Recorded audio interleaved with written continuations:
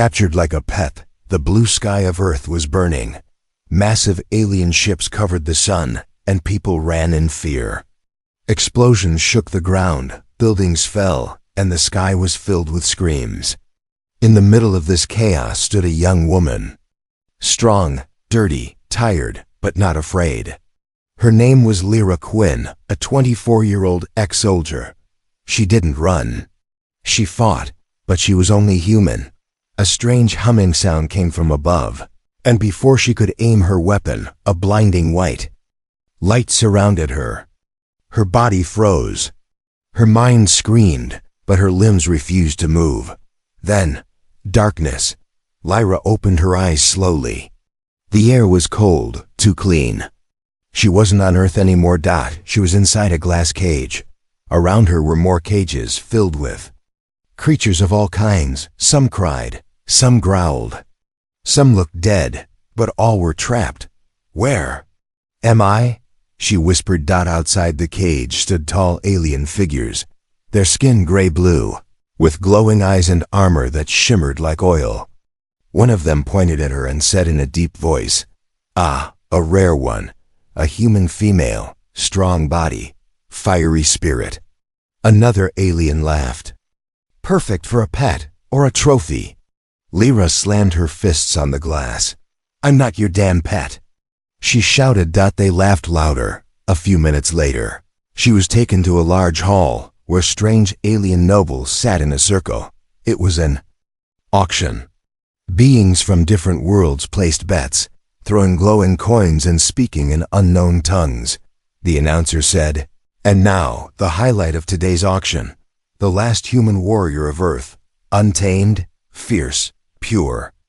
Lyra struggled against her chains. Her hands were locked in front, and a metal collar was around her neck. She looked more like a beast than a person. But her eyes burned with fire. 5 million credits, said a smooth voice. From the back, everyone turned. A tall figure stepped into the light. Unlike the others, he wore black and silver robes. His face was sharp, expression unreadable. His glowing eyes locked onto Lyra's. She stared back, hate in her gaze. The announcer smiled. "Sold to Lord Kale of the Nreen Dominion." Lyra was taken to his private ship. It was luxurious, too clean, too quiet, too strange. He sat on a high chair. She was dropped to the floor in front of him. He looked at her calmly. "What is your name?" She didn't answer. He sighed. "You may speak." "I'm not your pet slave," she said, voice low but steady. Kale tilted his head. "Good. I don't like broken ones." She blinked. "What?" "You still have fire in you," he said. "That's interesting." She spat near his boots. "Let me go, or I'll make you wish you had." He smiled, not cruelly, not kindly. "Just curious. You'll learn to behave eventually," he said, turning away. The next few hours were a blur. She was taken to a room, not a cell, but not a home either.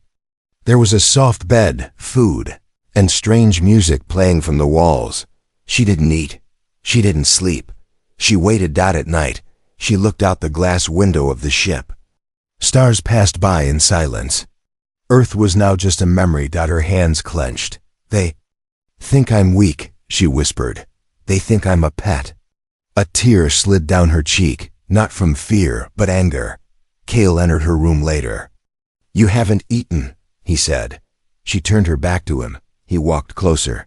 "Do you miss your planet? Do you miss your heart?" She snapped. "Because I'm going to rip it out," he chuckled. "Humans are dramatic."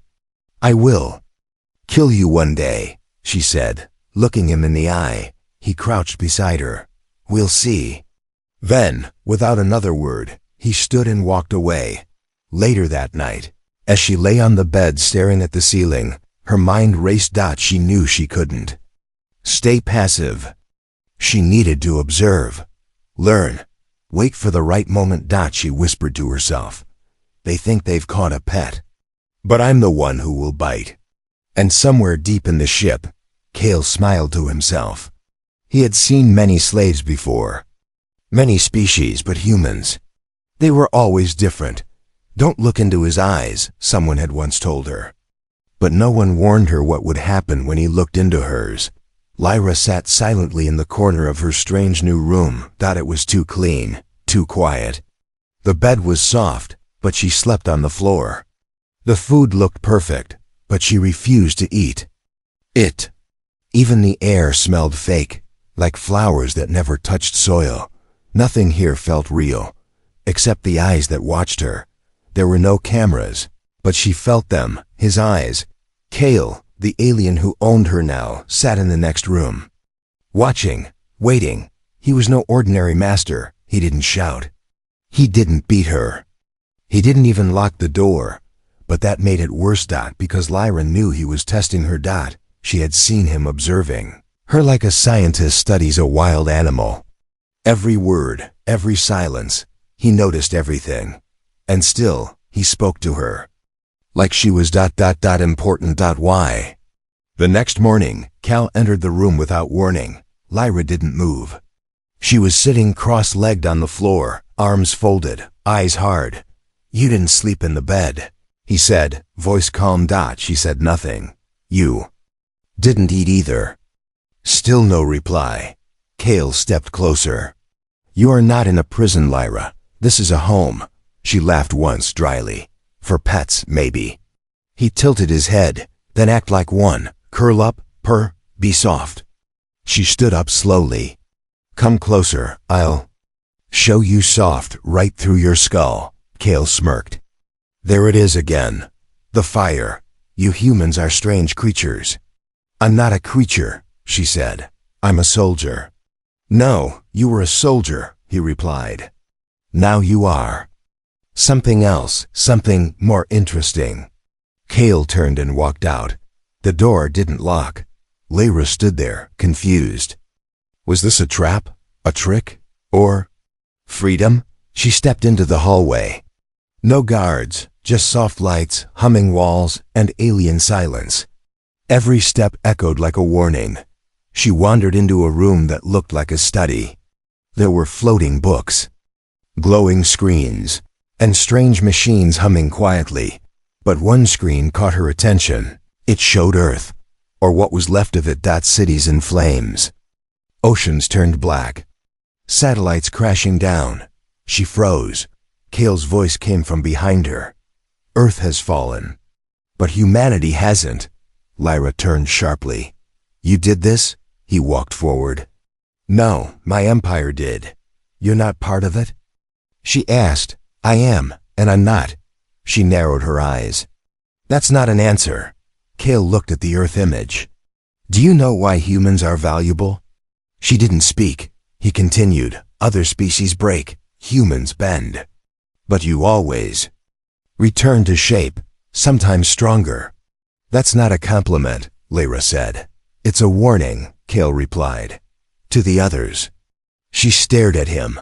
For the first time, she saw something behind his glowing eyes. Sadness. No, not sadness. Guilt. Why am I here? She asked. You're here, he said softly, because I need you alive. Why? Kale looked away. Because the war that took your world. It's not over, and I plan to end it. Lyra stepped back. And what? I'm your lucky charm? A human pet to inspire your army? No, he said quietly. You're the first human I've seen who didn't scream, beg, or cry. You stared at the sky and refused to run. That makes you rare. A long silence followed. Then Kale turned. To leave again. Just before stepping out, he said, I didn't buy you to own you. I saved you to learn from you. As the door slid shut behind him, Lyra stood frozen. What kind of master says that? What kind of alien wants to learn from a human? That night, she didn't sleep on the floor. But she didn't sleep in the bed either. She stood by the window, looking at the stars, not as a prisoner, not as a soldier, but as someone trying to understand her place in the universe. And far away, Kale watched the security feed, a strange look on his face. She's learning faster than expected, he whispered to himself. But the real test hasn't even begun. Lyra didn't plan to escape. She planned to disappear. Right. Under his watchful, glowing eyes, it had been 5 days since she arrived in Kale's ship. 5 days since Earth became a distant star. 5 days of quiet rooms, perfect food, and open doors that never truly meant freedom. In 5 days of no chains, that made her suspicious. Kale spoke to her only once a day. He never forced her, never threatened her. That made him even more dangerous. She waited. She watched. She listened. And then she found the vent. It was hidden behind a tall mirror in her room. Just a small gap in the wall, but enough. She pulled it open at night when the lights dimmed and the ship went quiet. She crawled in, her breath slow, her heartbeat fast. The vent was narrow, metallic, and freezing cold. The air inside smelled like wires and oil. But she moved forward, inch by inch, like a soldier in enemy ground. Each turn led deeper into the ship. Until she found something. A room with no guards. No lights. Just one glowing pod in the center, and inside it, a creature. Not human. Not alien. Something in between. Its skin was pale. Wires ran through its body like veins. Its eyes were closed, but its chest moved slow, steady. Sleeping, Lyra stared. What was this? A weapon? A clone? A lab experiment? Then she saw the tag. Subject 4B failed human hybrid. Her blood ran cold. She turned and saw the others. There were more pods. Dozens. Some were broken. Some were dark. But all had names, human names. Lyra's fingers curled into fists. He lied, she whispered. He said he saved me. She started to move back toward the vent. But then, the door opened. Kale walked in, alone. He didn't look surprised. I wondered how long it would take you to find this room, he said. Lyra stepped back. What are these? Kale didn't answer. Instead, he walked to the center pod and looked at the hybrid inside. Failed, he said. They tried to mix human resilience with alien obedience. It didn't work. Who tried? She demanded. Kale turned to her. My empire, not me. She didn't trust him. You're part of it. Yes, he said. But I no longer serve it. The silence was heavy. Lyra felt something strange. Not fear. Not hate, but confusion. If you don't serve them, she said, voice shaking, then why keep this place running? To remember, Kale said quietly. Remember what? That they feared you, he said. Feared what your kind could become. He took a step closer. They called humans animals, wild, stupid. But every test they ran failed. Your minds, your hearts, could not be controlled. That made you ... dangerous. Lyra's voice cracked. And what do you call us? Kale's. Eyes met hers, free. She stood there for a long second, silent. Then she whispered, so let me go. Kale shook his head. Not yet, her fists clenched. Then nothing's changed. You're just like the rest. Kale moved to a wall. Panel and pressed something. A hidden door opened behind her. Inside was a small ship, sleek, fast, fully fueled. Go, he said. If you still think I'm your enemy, fly away. Lyra stared at him, stunned. What's the catch? She asked. No catch. She stepped into the ship, slowly. Her hand hovered over the controls. Freedom. Finally. Then she looked back. Kale was still standing there, not stopping her, not begging her. Just watching. And suddenly, she wasn't sure. Was this a trap? Or had she misunderstood everything? Her fingers rested on the launch button. One press, and she'd be gone. Back to space. Back to danger. Maybe even back to Earth's ruins. But instead, she sat in silence. Her voice came soft, almost to herself. Why did you open the door if you knew I wouldn't leave? Kale didn't smile, but something in his eyes changed. You just answered your own question, he said. And then, without another word, he walked away, leaving the ship door open behind him. That night, Lyra didn't sleep. She sat inside the small escape ship. The door was still open. The stars were still calling, but for the first time, she didn't run. Because maybe, just maybe, the real trap wasn't in the ship. It was in her heart. Cale didn't sleep. He couldn't, not since the day he met the first human and watched her burn. That memory haunted him every night. The screaming Earth girl, strapped to a table in a lab, her eyes filled with fire even as the machines tried to break her. She didn't scream from pain. She screamed in defiance. They called her Test Subject 1A. She called herself Alara Quinn, Lyra's older sister, and Cale had watched her die. Lyra didn't know this. Not yet. She sat alone in the ship's quiet garden. Yes, a real garden, hidden deep inside the alien vessel. It was filled with glowing blue vines and floating pollen, like a dream underwater. Cale had shown it to her that morning. He said it was the last piece of a peaceful world. She didn't answer him, not with words, but her eyes were full of questions. She had stayed. She didn't know why. Maybe it was curiosity, maybe it was survival, or maybe, deep inside, she wanted to understand him. Later, Cale stood in front of a black door deep inside the ship, a door he had not opened in years. But now, he had no choice. He placed his hand on the scanner. It clicked. The lights flickered. The door opened with a slow hiss. Behind it, a cold chamber with nothing but a single stasis tube, covered in frost. Inside the tube was a body, female, pale, still, human. Lyra walked into the room behind him. She froze. Her legs stopped working. Her voice caught in her throat. She was staring at her own face, older, tired, but almost identical. "What is this?" she whispered. Cale didn't turn to her. "She was the first," he said. "They brought her to the lab before Earth was attacked. Said she was the strongest human they found." Lyra stepped forward, her eyes wide.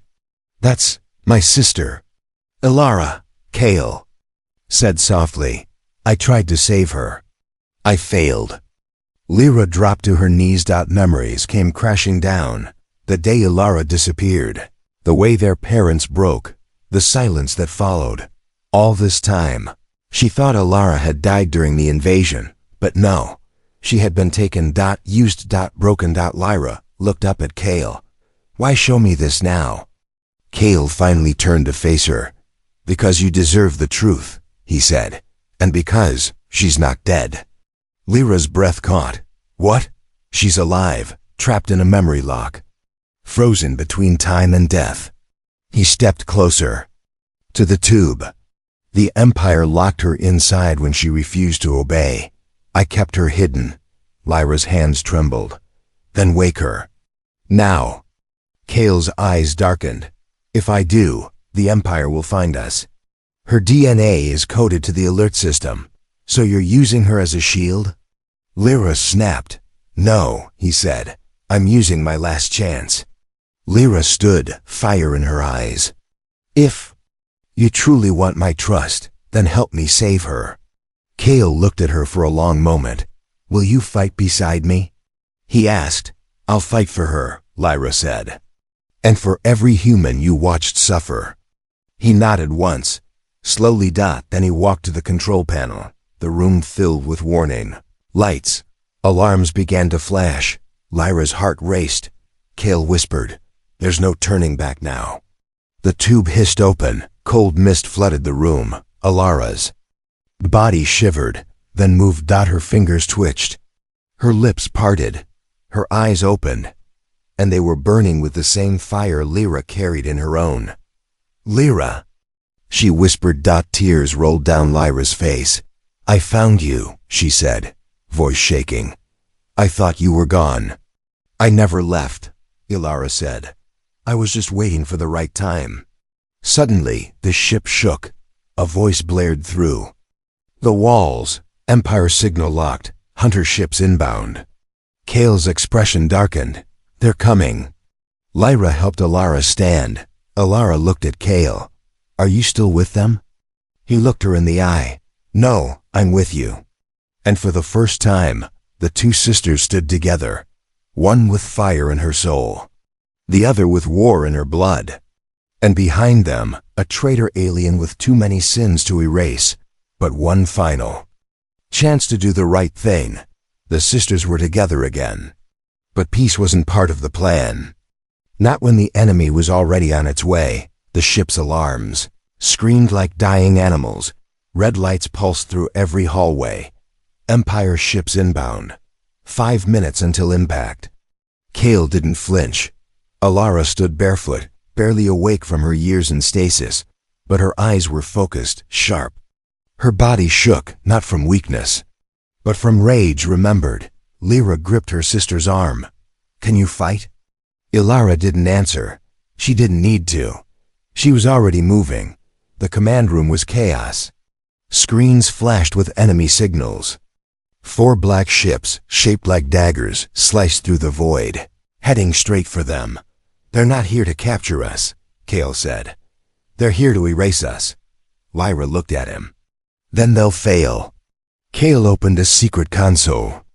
Beneath the main controls, Lyra leaned in. "What is that?" He hesitated. "It's what they don't want you to know." With one touch, the screen changed.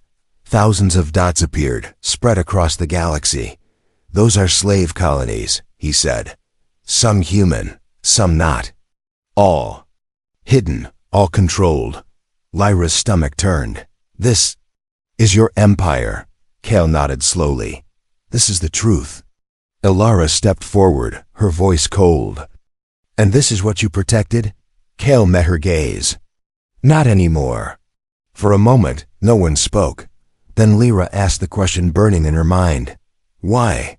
Kale turned to her. "Because the Empire is afraid of one thing. Not war, not weapons, but the idea that humans can't be broken." He pointed to the map. "They tried to erase Earth, but your people survived in the shadows. You're still fighting, still resisting. That's why they hunted your sister. That's why they want you dead."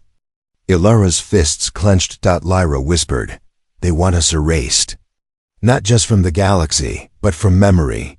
Kale pressed another button. A new image appeared. A child, alone in a small glass box. Eyes wide, skin pale. Lyra's heart stopped. "Is that?" "Yes," Kale said. "Another human.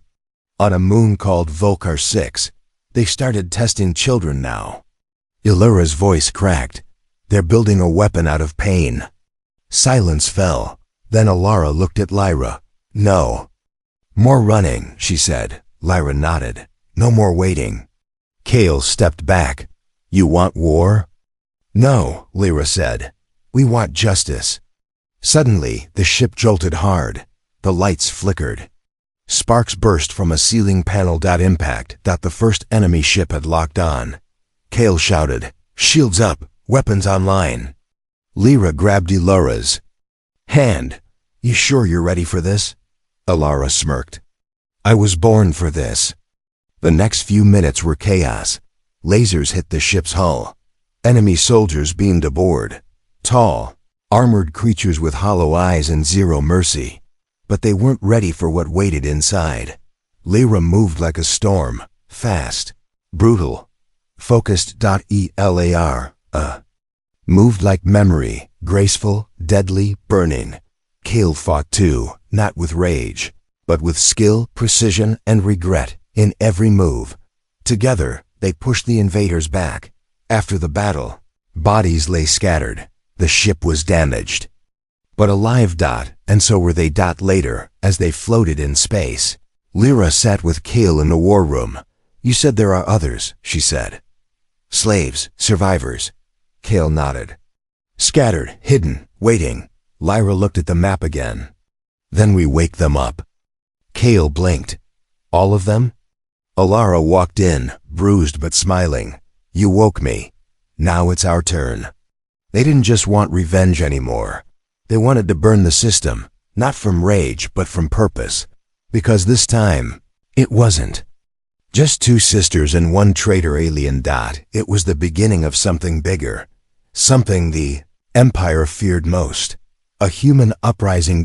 And deep in the black of space, others began to hear the call, a signal sent by Lyra, simple words, but powerful. We are not pets. We are not slaves. We are human. And we are coming. They called her a pet. They tried to chain her mind. But she didn't just break the cage. She became the fire that burned it all. The stars were not silent anymore. Across the galaxy, a signal played on every forbidden's frequency. A woman's voice, fierce, calm, human. You thought we were animals. But animals don't plan. Animals don't rise. And animals don't win. Every rebel cell, every secret slave camp, every forgotten outpost, they all heard it. And they moved. In the heart of the Empire, the High Council panicked. Reports flooded in. Human prisoners rebelling. Alien allies defecting. Weapons stolen. Commanders assassinated. And worst of all, Kale's betrayal. The man they once trusted was now leading the uprising. On the flagship, Shadowfang, Kale stood beside Lyra and Alara. He was no longer a noble. He was a traitor by choice. His robes were gone. Now he wore battle armor made from stolen tech and old scars. Lyra looked at the map. 3 capital ships ahead. Their fleet is massive, Alara smiled. Then we give them a reason to remember our names. Kale opened a channel. 2. All rebel ships, this is our only chance. Hit hard, hit fast. No fear, no mercy. Let them see what they created when they tried to tame a human. The battle began. It was chaos, ships colliding, lasers screaming through space, boarding parties storming enemy decks. But something had changed. This time, humans were not prey. They were hunters. Inside the Empire's throne chamber, the High Commander, a tall alien with 6 eyes and no soul, watched the chaos. Find the human girl, he hissed. End this rebellion. But it was too late, because she was already there. Lyra dropped from the ceiling like lightning. 2 guards raised their weapons. Too slow. She moved like fire, her blades cutting through the air. Blood, sparks, silence. She faced the High Commander. You remember me? She asked. You were a pet, he snarled. A savage thing. She stepped closer. No, she said. I was your lesson. He lunged at her, claws sharp, teeth bared. But another figure blocked him. Elara. Side by side. The sisters fought like they were born for it, like 2 pieces of a storm. The commander roared, slashed, but they were faster. Smarter. More human. With a final strike, Lyra drove her blade through his chest. He gasped. Impossible. She leaned close. I am not your pet. I am your end. And then he fell, back on the rebel ship. Kale watched the Empire's flagship explode into 1,000 pieces of glowing ash. He didn't smile. He just breathed, deeply, like a man finally free. Later, on the steps of the destroyed Empire Palace, Lyra spoke to the galaxy. Her voice was calm, steady, deadly. This is not the end of war. This is the start of freedom. We were caged, we were mocked, but now, we write our own story. Alien allies stepped forward beside her. Kale stood silently behind them, not as a master, but as a soldier. And Alara placed the old human flag on the broken Empire wall. It didn't wave in the wind, but it stood. And that was enough. Somewhere, across the stars, a little girl in a slave camp whispered, "She did it. The human girl did it." And in her eyes was hope.